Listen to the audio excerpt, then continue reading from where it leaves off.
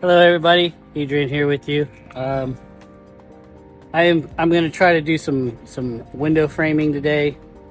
Um, I'm going to start with the front window, but what I wanted to do was kind of show you how I cut lumber. A lot of people like to use squares and pencils and pens or whatever to mark, and I guess if you're not trying to be exact, then you can do something like that. But I just kind of wanted to show you exactly how I do it to get a really exact measurement.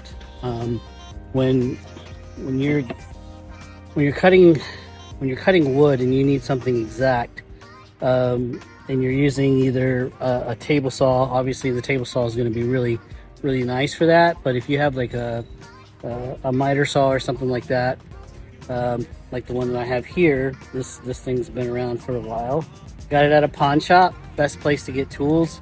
Just test them out before you buy, okay? And get the one you want. So I'm looking for a compound miter saw, and I just like the way those look, and there's so much you can do with them. Cut wider boards with them and stuff like that. So what I was saying. So what I do, if you can see this saw, here's a saw blade. What I do is I measure and then I drop the saw blade. Now you see on here, there's little teeth on this saw. And let me see if I can get it right there. Right there where my finger's at. So there's little teeth, and that's where it cuts, right? So I put that cut right on the measurement. I don't put a line there. I don't draw anything, because that can if you use a pencil, you're gonna draw like 1/8 of an inch line, and if you're off a little bit. So what I do is I take my my tape measure here, just kind of.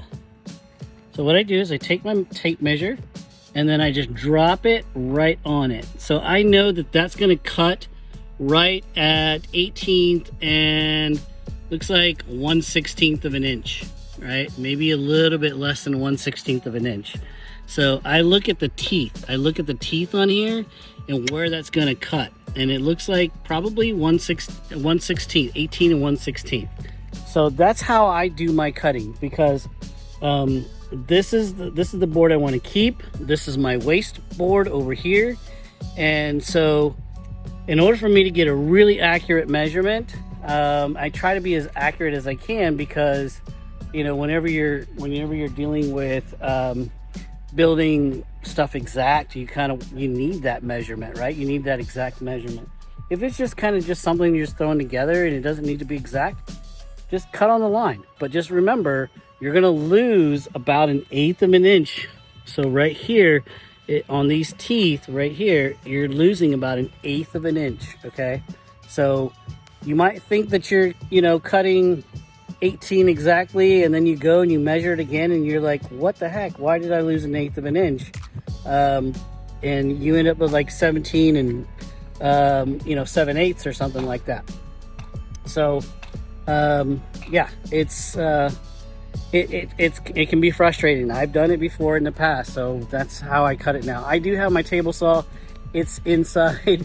I have a portable table saw that's inside the garage. It's just it's a pain to get it through the backyard. So this thing cuts exactly what I need to do, and I can get really exact if I want to on the table saw, but I choose to just use this. It's pretty exact. The other thing is that you just want to make sure you have a nice straight flush board here, and then your tape measure. Reading your tape measure is very important.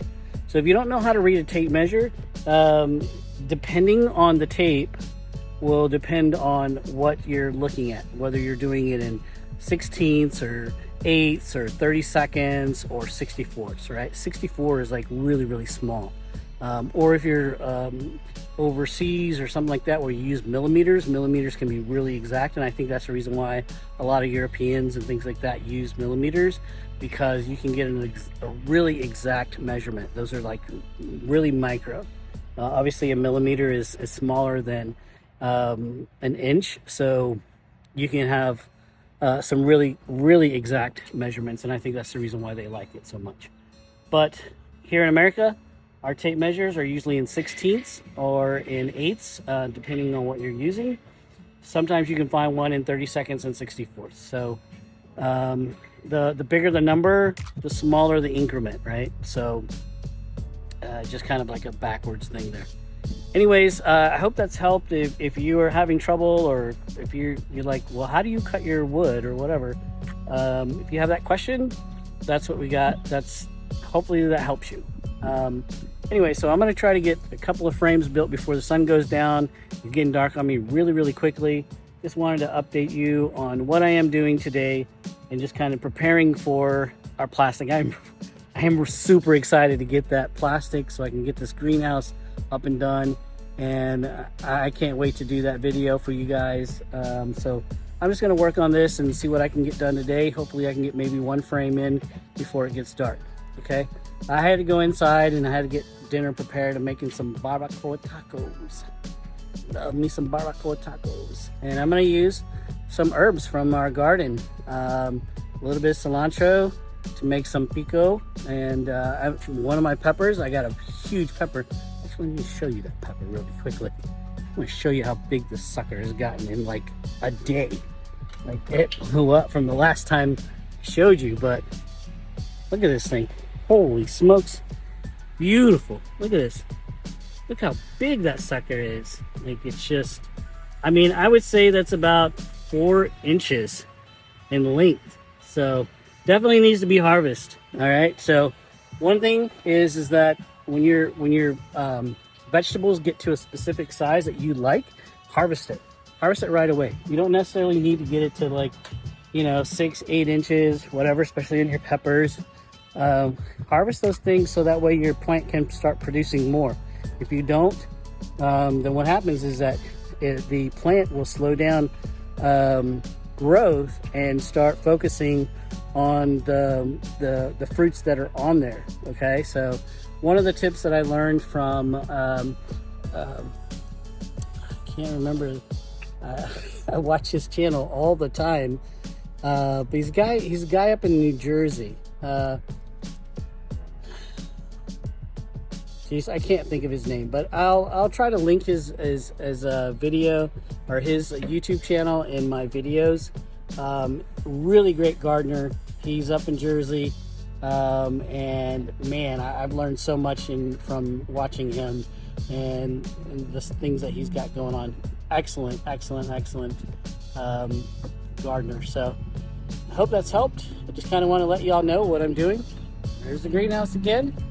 I want to show you the greenhouse. It's right behind me. Oh, I did want to say, I was watching I was uploading my 11th video from yesterday up, and I just kind of had it on autoplay today, and I was watching some people build some greenhouses out of cattle panels, and I learned quite a bit. And the great thing about doing this stuff at home is that there's no right way or wrong way to do it. A lot of people might tell you, oh, you did it wrong or whatever, you should have done it this way. It's however you want to do it, okay? Let me just say that. It's however you want to do it. It doesn't necessarily mean that my way is the way that it should be, okay? By no means am I an expert. It's the first time I've ever done it. So there's no way I'm an expert. I don't put these up for a living, right? But what I'm saying is that this is the way that I put it up, okay? I found this to be maybe not the right way, but I am very happy with the way that I did it. I think it's very structurally sound. I think it's going to serve us for years and years and years. But there's a lot of different ways to do it, right? You can do it so many different ways, as far as like putting up your walls and putting up the cattle panels, and you can do it, you can put these things on the outside here, or you can put them on the inside, or however you want to do it. You can put them on top. It doesn't really matter. How you do your 4x4 posts is totally up to you. You want to put them in concrete, put them in concrete. You want to stake them in, however you want to do it. You want it 2 feet, then go 2 feet. You know, it just really depends on what you want to do and how you want to do it. There is no right way and wrong way. The only thing that I can tell you that is very, very important is to make sure that however you do it, try to get everything level, square, and plumb. That is the most important thing. Whenever you're building anything, whether it's a doghouse, whether it's a, you know, a shed or a greenhouse or whatever, level, square, plumb, those are the keys that you want to make sure that you live by whenever you're building anything, okay? And exact measurements, all right? Try to get it as exact as you possibly can, because the one thing that's going to frustrate you the most is like whenever you're trying to build something, you know, 10 by 20 and it comes out, you know, 9 by 19, and you're like scratching your head like, what the heck? So, you know, just exact measurements is very, very important, whether you're using, you know, a miter saw, hand saw, you know, whatever you want to use to be able to get the job done. It's totally on you. I do recommend using power tools because of the fact that, you know, it just makes it a lot faster. You're not spending, you know, 30 minutes trying to chop this, you know, trying to get this board cut, you know. So like I said, a lot of different ways you can build these cattle panels, greenhouses. I mean, look, I took this thing out of a dog dog pen, and it was just something that was sitting there. I told Amy, I was like, hey, we can take that and make that into a greenhouse. And so it was challenging. It was really frustrating, but we got it. The other thing, I said, you know what? We need a compost bin. And so I took some pallets and I made me a compost bin. I didn't do it right, but I did it. So it doesn't really matter how you do things. One of the things I should have done is just not put a bottom on this. So whatever you do, don't put a bottom on your compost bin. Just let it hit the ground. That way, those worms and things like that can get into it. You put it on a raised thing like this, it's going to be really, really hard to get all the worms and things that you need to be able to eat that compost. And it's going to just take longer and longer and longer now for me to be able to get some really good compost. So lesson learned. I don't know. I'll probably build another one next to it, or, you know, a couple more next to it, and do it the right way and hopefully get some better compost. But lesson learned. Like I said, it's just something I saw, I did, and it didn't come out the way I wanted it to be.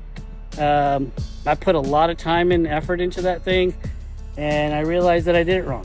So it's just trial and error. So just go out, do something. It doesn't matter what you do, just do something. And I encourage you guys to just, you know, get out there, garden, make your own food. You know, Amy wants a chicken coop, right? And I was like, I thought about it yesterday. I was telling her, I was like, why do you want a chicken coop? We don't even eat eggs that much. Like, why do you want all these eggs? What are you gonna do with them? You know, so I don't know. I was like, you know what? We should get some goats to eat some of this grass and weed and all this other stuff. But anyways, I don't know what we're gonna do. We're not a homestead. I'm in the middle of the city here. I don't consider this a homestead at all. We like cooking with fresh vegetables, and you know, I like to cook, and I like cooking with fresh vegetables. It's expensive to cook it, to get these vegetables at the store. So we're like, you know what? Let's put our initial cost into something like this, and we'll be good to go, you know? So hopefully that'll inspire some of you guys to do what we're doing. Seeds, way to go, right? Making sure you got good soil, good light, good water source. Seeds are the way to go. Don't go to Lowe's and buy $4 or $5 plants whenever you can plant some seeds, and within weeks have your own seeds or have your own plants. So just a tidbit of information there. Hopefully this has helped somebody out there that's interested in about gardening or whatever. I was watching a video on aquaponic systems, and man, I miss my aquaponic system. I had a video that I did a long time ago way back when I got into aquaponics, and it was actually a friend of mine. His name is Tyson. He turned me on to it. We were watching videos at the office one day, and he's like, "Man, check this out!" And so I got all excited about it. I started researching it, and I made my own aquaponic system, and it was great. The only problem is our water sucks, and our water is so bad here that like you can't fill up your fish tanks with city water because your fish will just die, and you have to neutralize all that, and it's just such a pain. So I just kind of gave it up. I gave up that whole thing, and it was unfortunate, but they're very, very cool systems. I was watching a video today where this couple did it, and they had a really amazing system. I think they're going to really do good, and I really, really enjoyed that video. It just reminded me of when I set mine up. But anyways, you can do aquaponics, you can do hydroponics, you can do natural gardening, soil gardening, whatever you want to call it. A lot of different things that you can do, and so yeah, just totally up to you. Whatever your heart desires, just go out and do something cool, exciting. All right, I'm out. Talk to you later. Bye bye. Peace. Hey folks, Adrian Madrano here with Double A Productions. That's what we're calling this, Double A Productions. The double A is for Adrian and Amy. And our whole thing is working in our greenhouse, gardening, and hopefully producing some organic and healthy food for our family, maybe some friends. Maybe we'll be able to sell some stuff. I don't know. But anyways, good news. The plastic is in, so we have to get prepared. I don't know if I'm going to be able to get the plastic up today. Amy's not going to be here because she's tomorrow, because she's leaving to Houston to go see her kids, and so it's just going to be me. We're going to try to get as much done. The sun is going down really, really quickly, so I have to put some insulation, and I'll show you that. So this insulation here opens up and just goes right along here.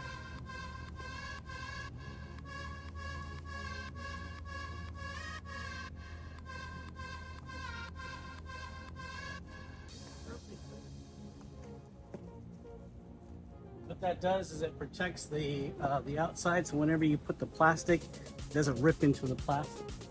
I do need to cut some, I need to be able to cut the top of that over there, because it is the cattle panels on the inside, and it's got a nice sharp edge, so I'm going to cut that and make it smooth with the sander, so it doesn't do that. Over here, I need to sand that down, kind of round it, so whenever we move the plastic over, it doesn't tear into that plastic. I think those are the only parts that I'm really concerned about. The edges of the 4x4s, I don't think I'm too concerned about, because they'll pretty much come flat, and then we're going to come in, right? So the plastic will go out, and we have these furling strips. These are 1x2 furling strips right here, and they're 8 foot long.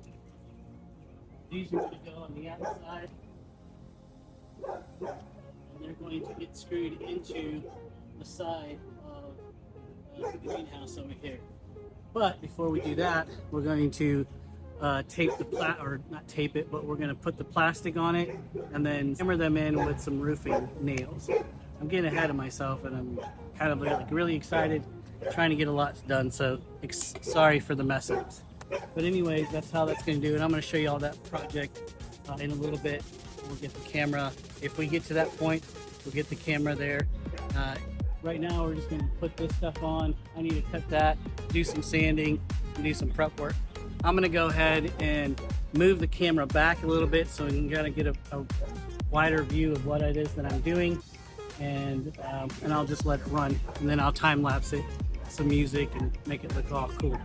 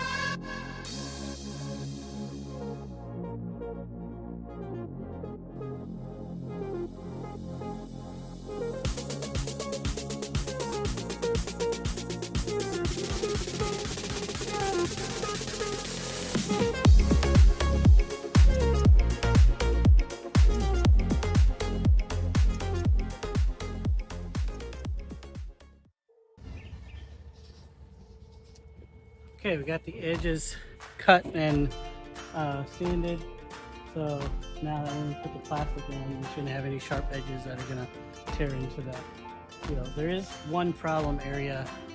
I'm gonna probably have to file them down, but when I put the joist on, the little like a little tag that basically kind of goes like this, and it's sticking out a little bit. So I'm afraid that that might end up, you know, bulging or puncturing that plastic. So I'm gonna go grab a file real quick and see if I can't file those down a little bit, make them really smooth, if I can't get them flush to the wood.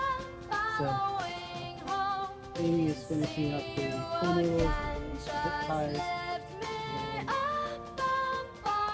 think after that we're going to be pretty ready to put the plastic on, at least over.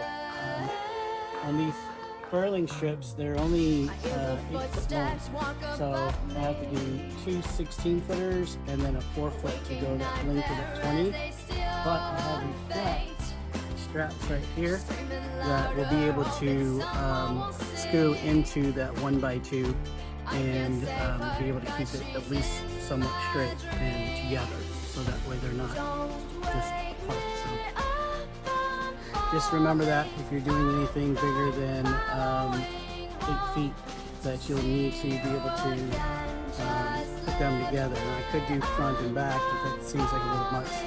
I just need them to be able to be together, so that way they're not, you know, just flapping apart.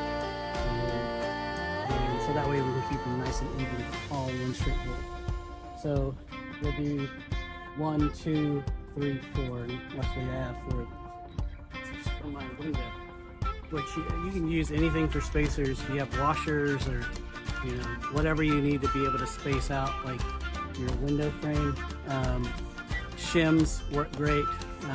Usually, you know, anywhere between an 1/8 and a 1/16, just depending on how tight you want it, will depend on, you know, what you use as a shim. It's kind of the same concept with doors and stuff like that. So I'm gonna go grab a file it down, and then grab the plastic and bring it out here and set it out and try to see if we can get it up.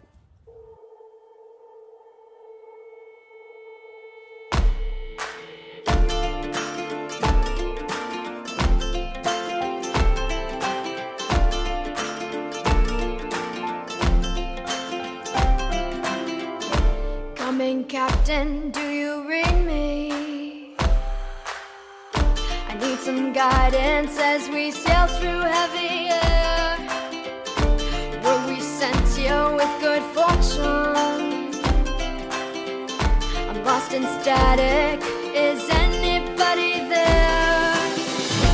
Don't wake me up, I'm falling up, I'm following home to see you again. Just lift me up, I'm falling up, I'm following home to see you again.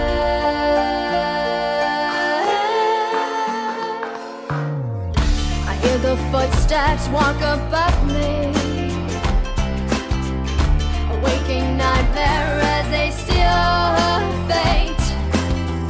She's screaming louder, hoping someone will see.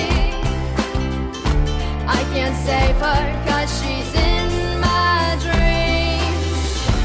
Don't wake me up, I'm falling up, I'm following home to see you again.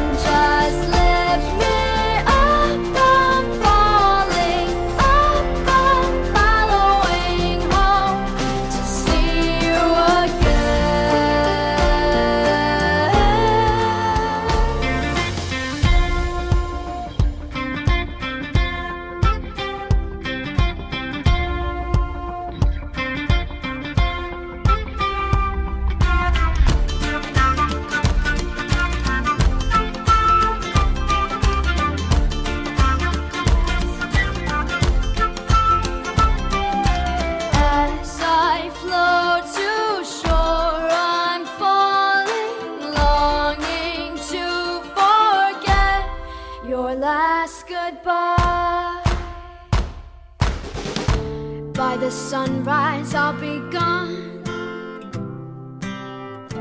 Don't take the last train.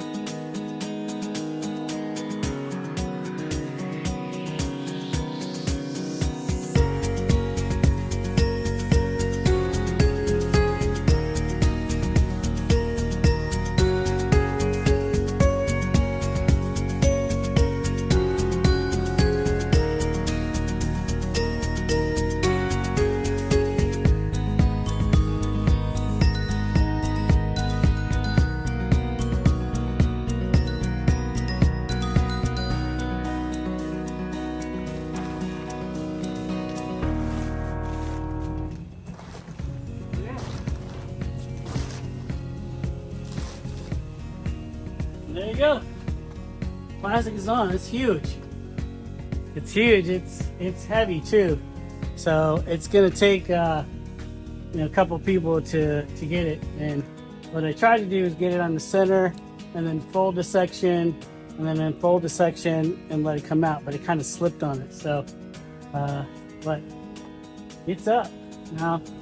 We're gonna leave it like this tonight. I don't expect a big wind or anything like that between now and tomorrow evening. And then tomorrow, I'm gonna come out and get our furring strips ready, tack in the plastic to the furring strips, and start rolling in this side, and then roll that side, and get the top nice and taut and tight. And then we will worry about the front. We may have to cut some excess off, but my original thought was to just cut it at the kind of like right here, and make that U shape like that, and then tuck it underneath, and somehow put it underneath, and then do the outside separately. I can get the plastic, put it on. But I don't know how much of a pain it's going to be, because it's just me. So I may just what we may end up doing is, what I've seen a lot of people do is they just roll up sides like this, and they get it nice and tight here, and they just have like this little bunch. I mean, I guess it's okay, because this way, if you need to ever redo something or whatever, you have that extra. So that may be what I do tomorrow, but tomorrow and Saturday. So hopefully by Saturday, this thing is going to be all put together and we're going to be good. It's late. We got a light on. I'm fixing to go eat. I just want to get this done because Amy's leaving, like I said, in the morning, and so I wasn't going to have any help. I mean, I could have probably done it by myself, but it just would have taken that much longer. So I'm glad she was here. I'm glad it came in today instead of tomorrow. So now it's up. We have an idea of what it looks like. And ta-da! It's really, really cool.